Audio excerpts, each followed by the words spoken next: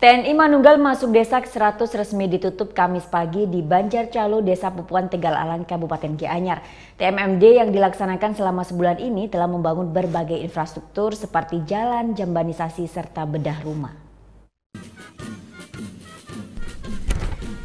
Setelah dilaksanakan selama 1 bulan sejak 26 September lalu, TNI Manunggal masuk desa TMMD ke-100 akhirnya ditutup Kamis pagi. Upacara penutupan TMMD digelar di lapangan Banjarcalo, Desa Pupuan, Tegalalang, Kabupaten Gianyar.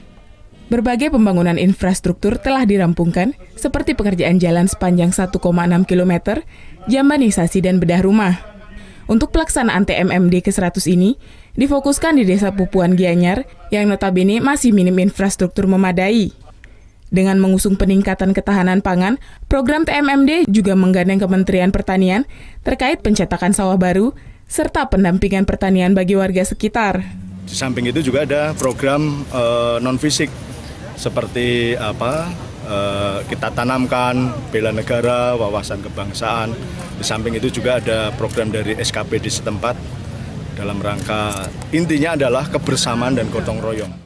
Dalam penutupan TMMD kali ini, juga digelar berbagai pameran stand, pembangunan pertanian, UMKM, dan pemeriksaan kesehatan gratis. Diharapkan dengan terlaksananya TMMD mampu meningkatkan kemanunggalan TNI dan rakyat melalui asas gotong royong. Tim Liputan melaporkan untuk NET.